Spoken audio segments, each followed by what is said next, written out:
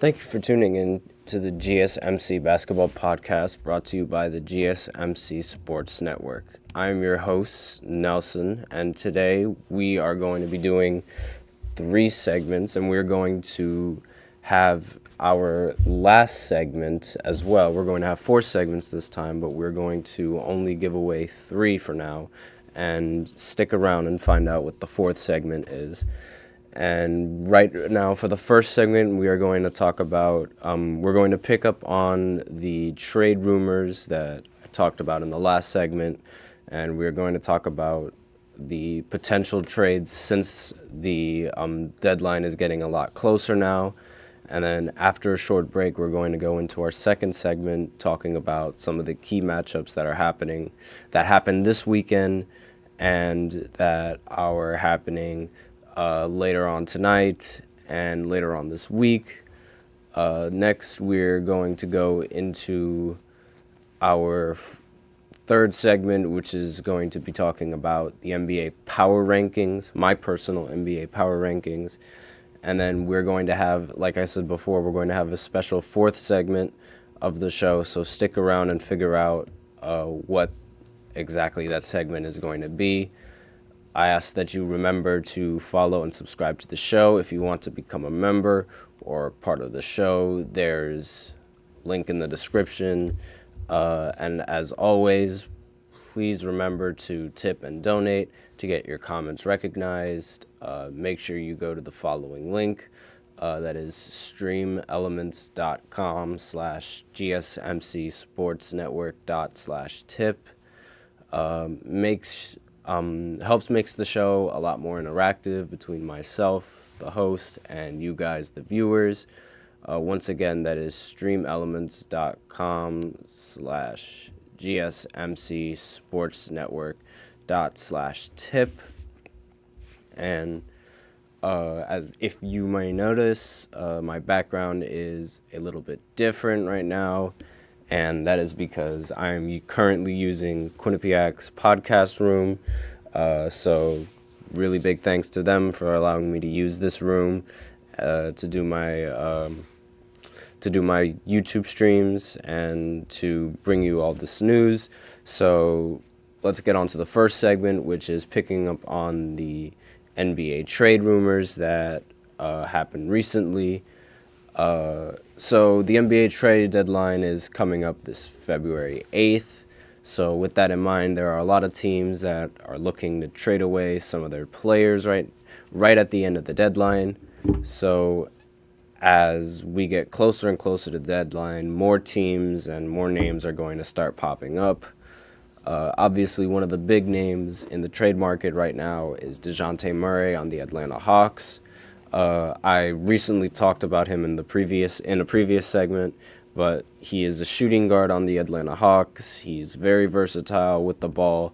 He is a great defender. Recently, he hit 2 game-winning shots in 2 different games.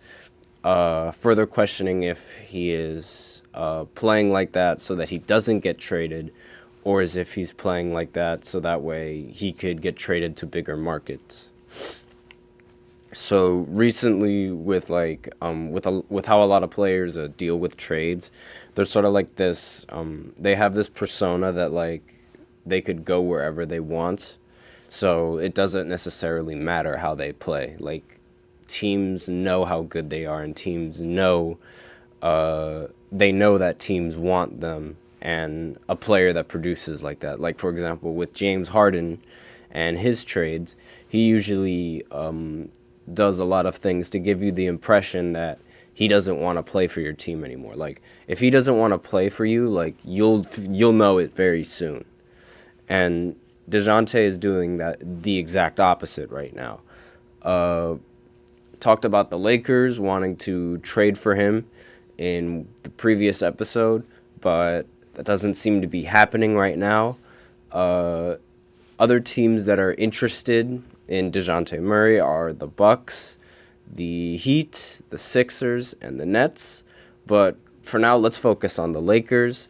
So the Lakers, they recently played a very nice game against in a blowout win. And Dangelo Russell recently scored 33 points. I'm only going to focus on Dangelo Russell and that player for now because he's currently like on the trade block. And if they were to trade for DeJounte Murray, he would probably be one of the players included in that trade package. But even with that win under the Lakers' belt, once again they're still underperforming near the trade deadline, which seems to be like it's very routine for the Lakers to do this. Like it's been happening way too often recently, and even with some of these wins that they've had, it's like some of these wins are like they're really close and like against really good teams and they end up winning, but some of these losses and a lot of these losses that they've had are to really bad teams. So because of this, like it's almost like a big trade is inevitable for a team with this big of a market. So because they need to salvage the rest of LeBron and Anthony Davis's seasons on Los Angeles. Especially now, since they're healthy. Once again, they don't seem to be making the moves that certain fans expect them to make. As in this offseason, as for the Bucks, maybe they could move Chris Middleton to go get DeJounte Murray. That seems like a move. I don't think they would trade Dame. That doesn't really make any sense to me because they recently got him in free agency so they could help win the championship with Giannis Antetokounmpo. So I don't think they are going to trade him for DeJounte. Doesn't sound right. Now, the Miami Heat, that if they get DeJounte and they're still able to keep Jimmy, they're still able to keep Bam, that's a really big problem in the East. You have two competent defenders out on the wing with DeJounte and Jimmy Butler, along with a good paint defender in Bam, not to mention like their team being able to make deep playoff runs most of the time. That is a very huge problem. I don't think the Sixers would end up trading for DeJounte. They already have a nice setup with the guards that they have with Tyrese Maxey and their center, Joel Embiid. Honestly, Joel Embiid, they seem to have figured it out with him. Doesn't matter the teammates that he has.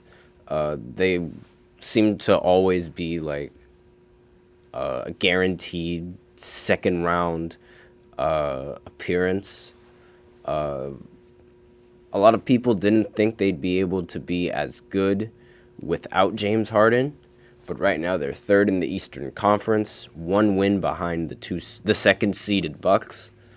Considering how later on tonight the Sixers are at home and going against the Spurs, that's going to be a really good matchup that I think the Sixers are going to win in. And they're going to, I believe Joel Embiid is going to outplay Victor Wembanyama. Even though Victor Wembanyama is a good rim protector, Joel Embiid is most likely going to continue to outscore him. And that scoring is just going to eventually carry them to the win. The Bulls, back to trade rumors, the Bulls once again are looking to put Zach LaVine on the trade block. They also seem to be stuck doing the exact same thing they've been doing every single time during the trade deadline, which is absolutely nothing. Which, once again, is not a good thing if you're a Lakers fan because the Lakers have shown interest in Zach LaVine for a very long time. After recently trading for Bruce Brown to get Pascal Siakam on the Pacers, the Knicks and the Lakers, of course, it's like the Lakers are involved in like every single player. They're interested in everyone. They're among the teams interested in getting Bruce Brown. The Raptors allegedly want a large price for him. a first-round pick, and a quality player for Bruce Brown. Another Brooklyn Net player that the Lakers are interested in is Spencer Dinwiddie. Just crazy to me how many trades the Lakers are involved in right now, or trade rumors that they're in right now. It's like they need everyone on their team. As for the Brooklyn Nets, I don't really know where their direction is at this point right now. They could still compete for the playoffs if they make the right trades, but if they just make the wrong trades, they could stay mediocre, and they might need to build up through the draft.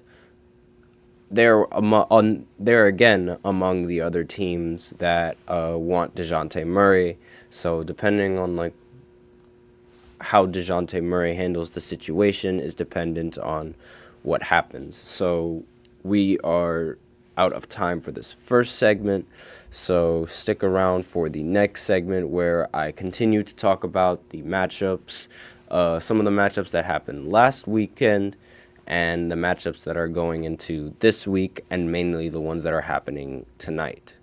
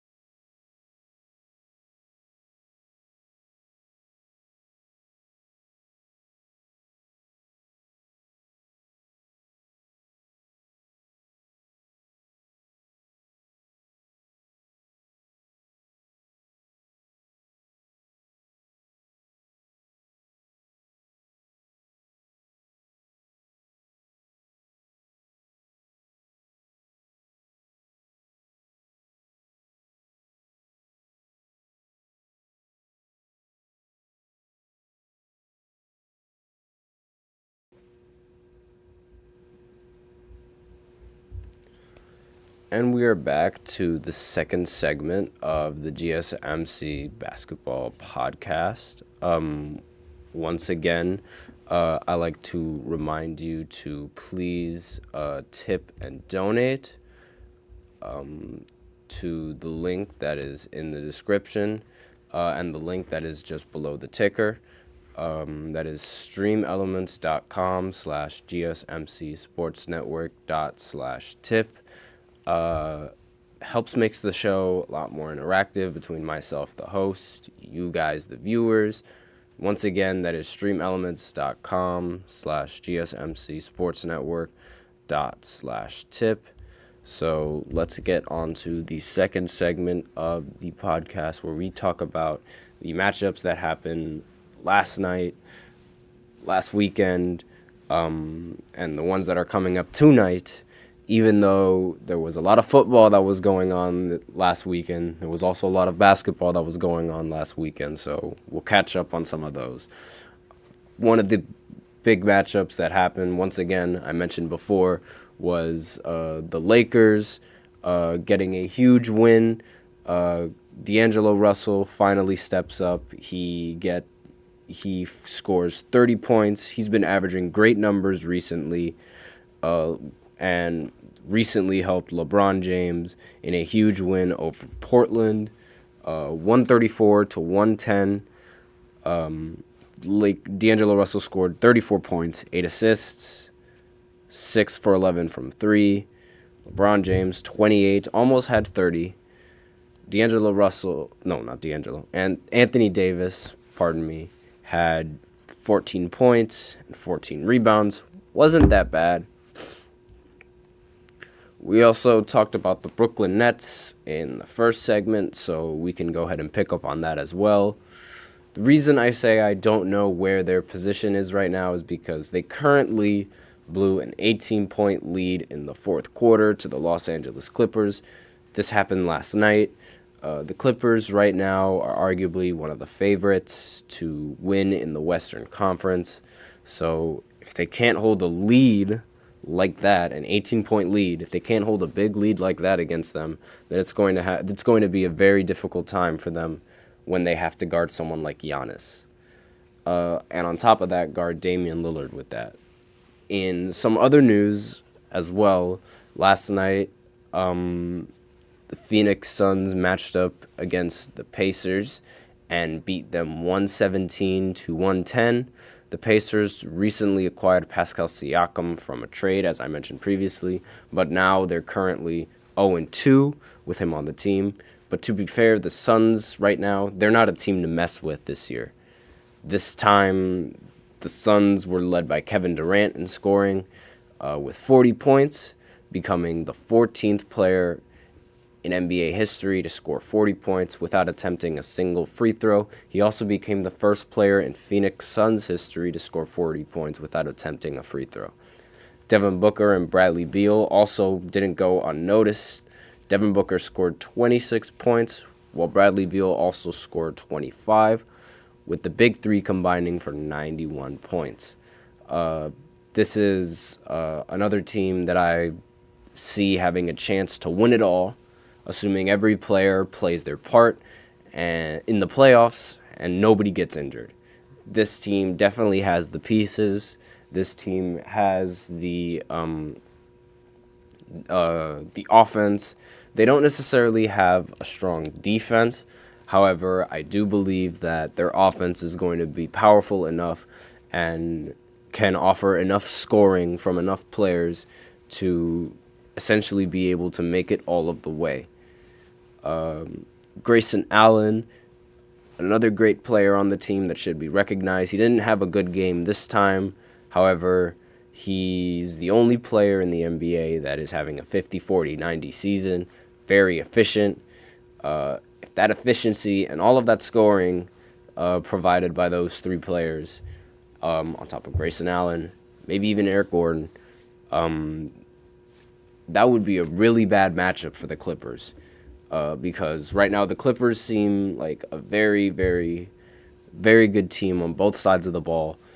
However, they are mainly an offensive team with Paul George, Kawhi Leonard, James Harden, because now that Kawhi and Paul George are the first and second options, they essentially have to lead the offense, and that would require them to put less effort on defense, because even though that's half the game, even though, like, if you're really good at defense, that would mean you'd have more possession on offense, but it's more important for Kawhi Leonard and Paul George to be able to score efficiently for that team rather than defend efficiently, even though they can do both relatively well.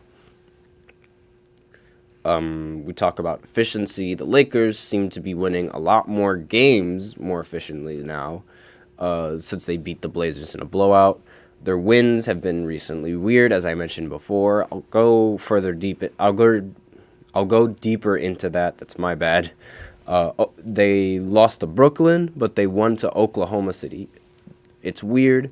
They beat the Clippers, but they lost to Dallas. They lost to Utah, but they beat Dallas. Even though LeBron didn't play for Utah, obviously, like, they probably would have won if LeBron played against Utah, but he didn't. D'Angelo was making a statement once again. It was a big game they needed to win.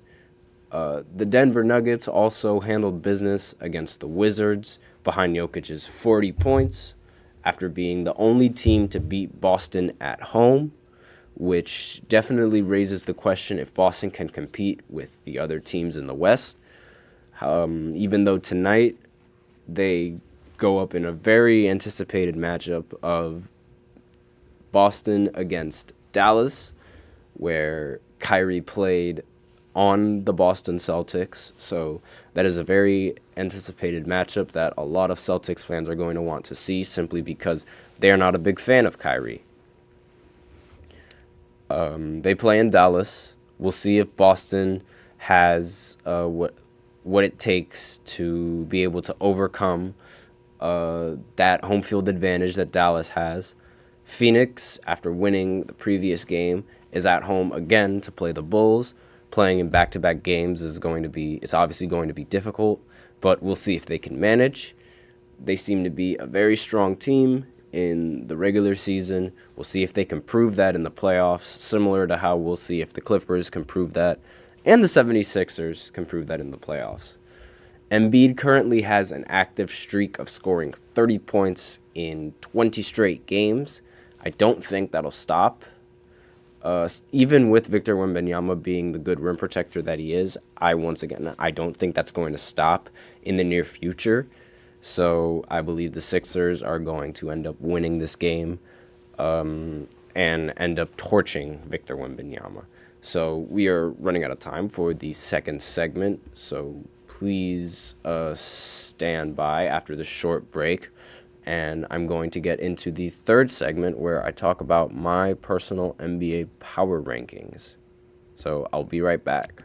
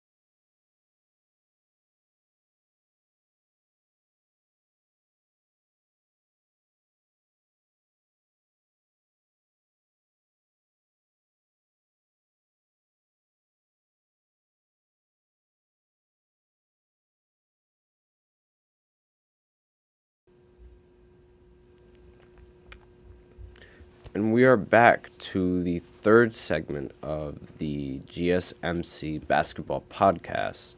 So, as I said before, we are going to discuss my personal NBA power rankings after last week, since ESPN recently hasn't updated their power rankings as of the last weekend.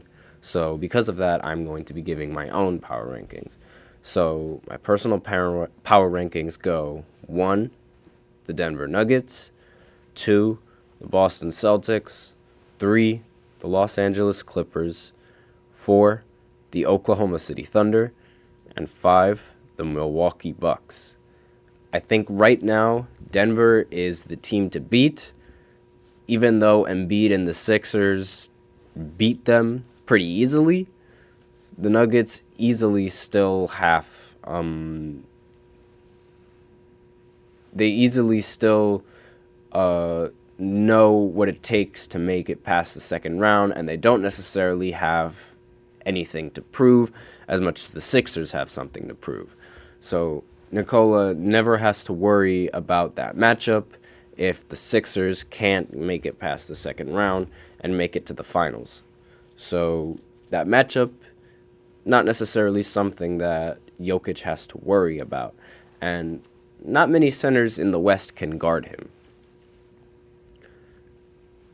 Now, recently, the Denver Nuggets played the Boston Celtics at home, at Boston Celtics home, not Denver Nuggets home.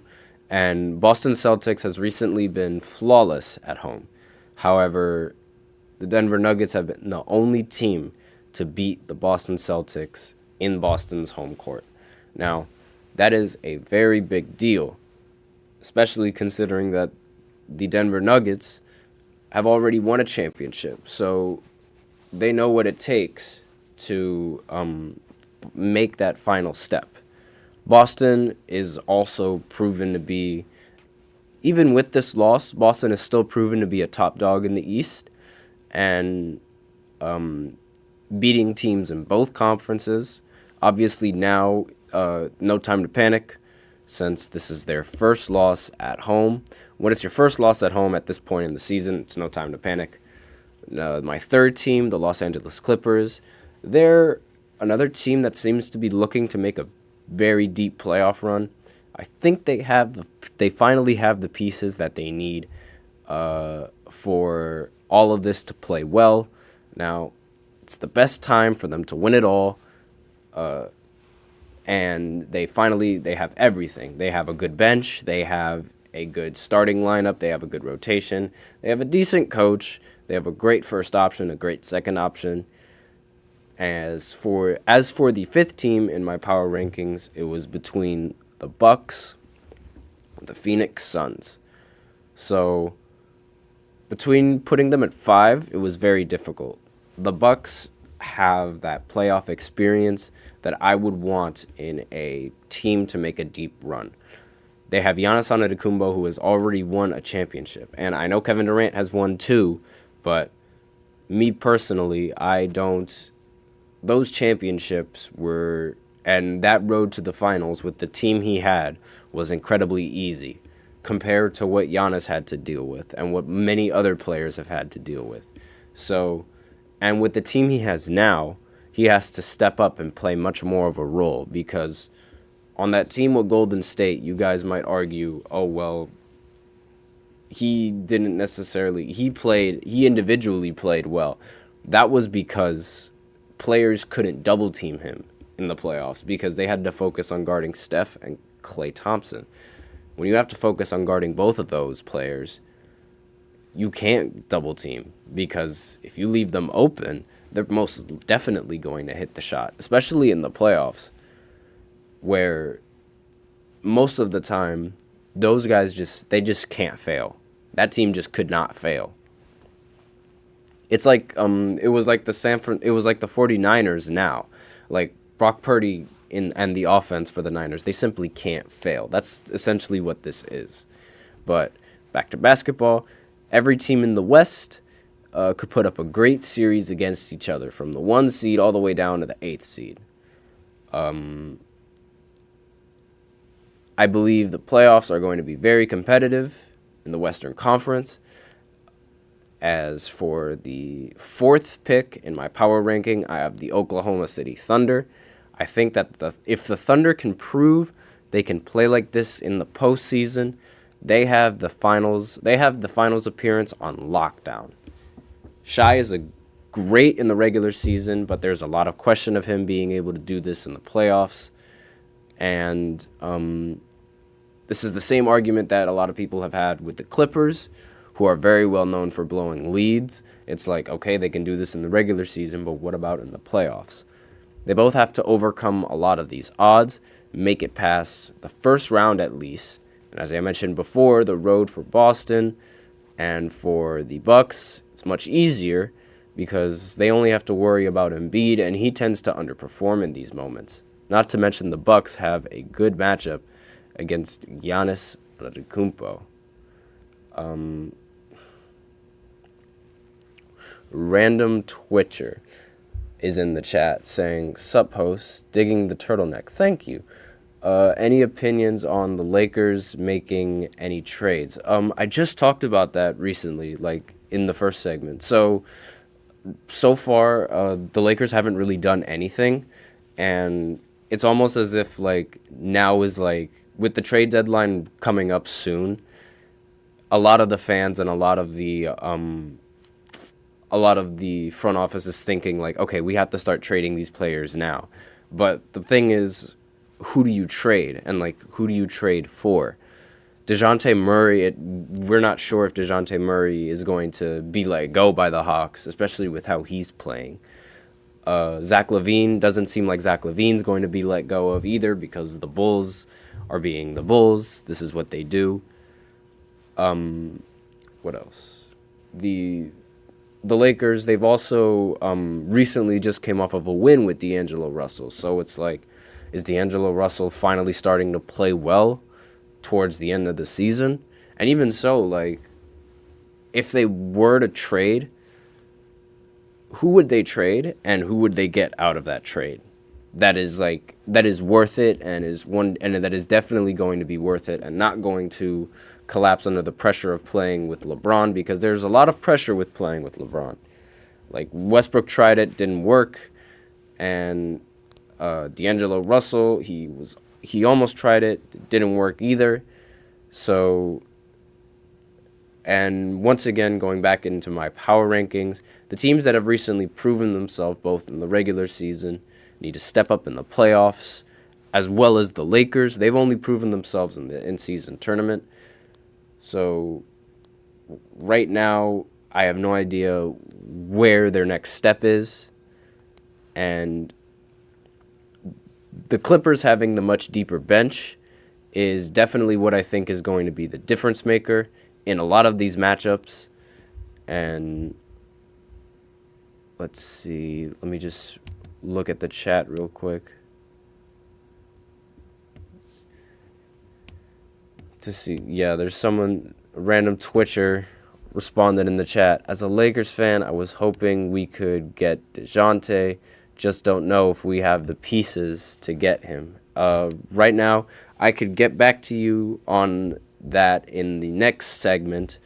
After this short break, I will be right back because I just ran out of time for this segment, but keep that question in mind. I'll be right back. Hold on.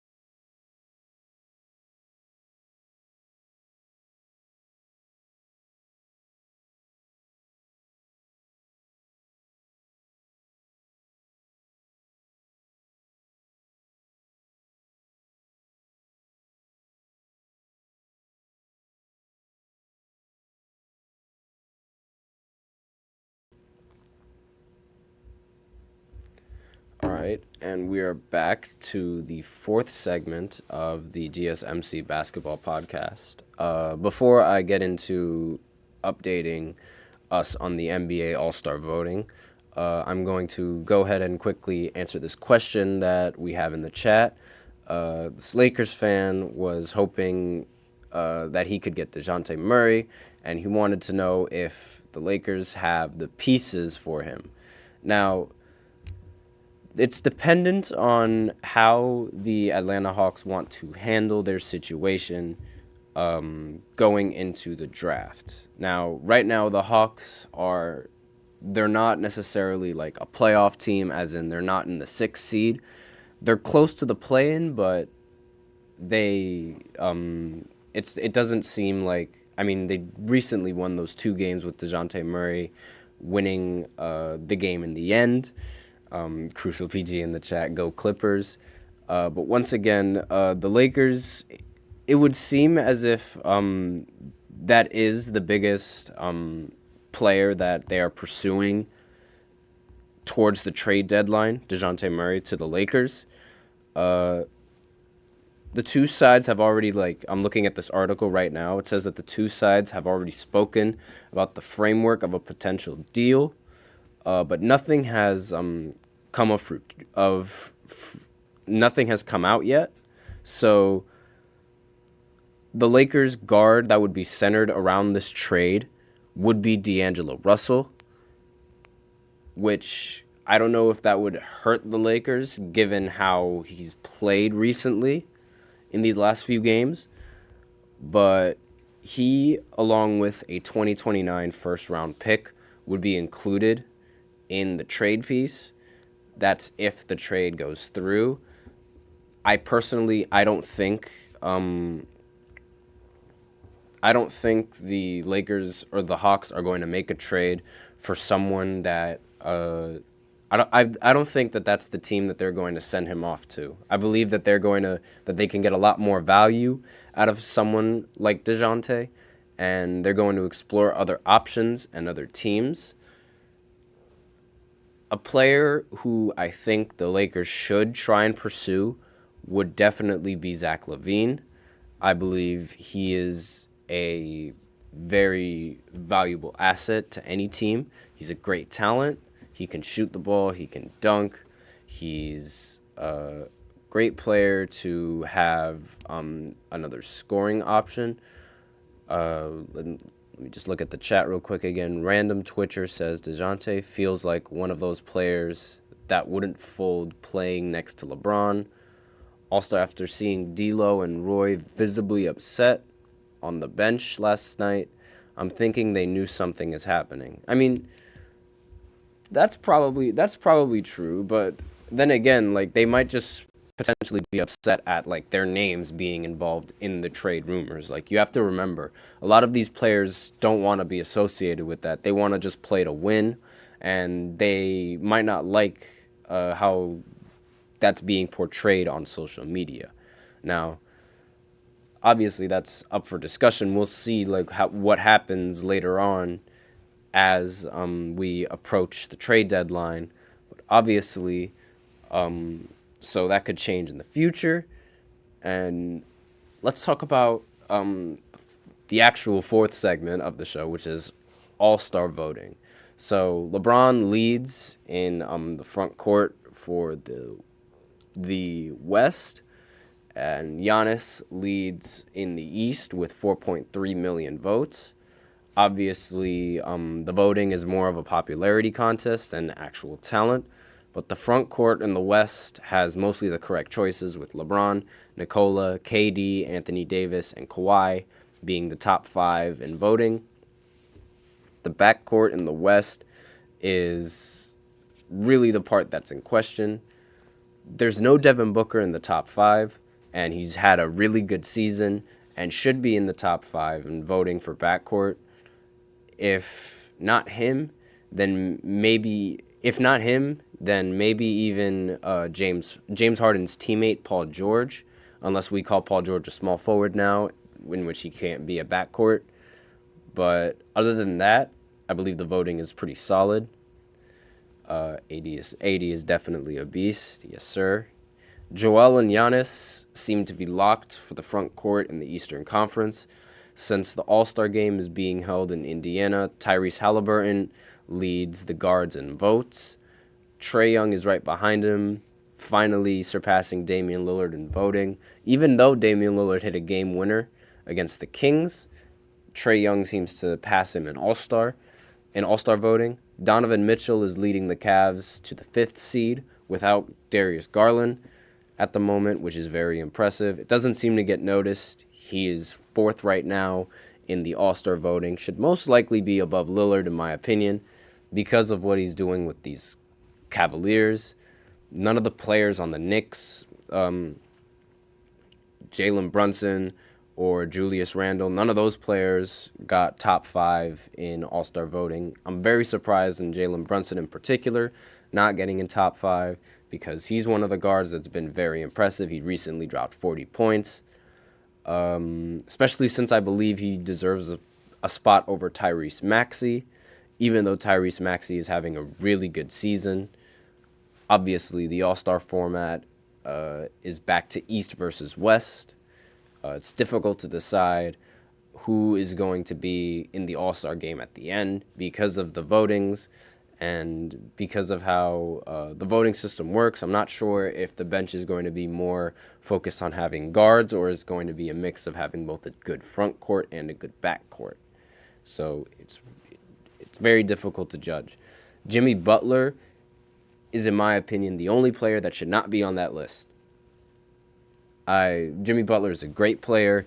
He's great in the playoffs, but as of right now, he's the only player that should not be on that list. I believe Scotty Barnes should hold that spot. He should definitely be in the rotation in the All-Star game and definitely have more votes.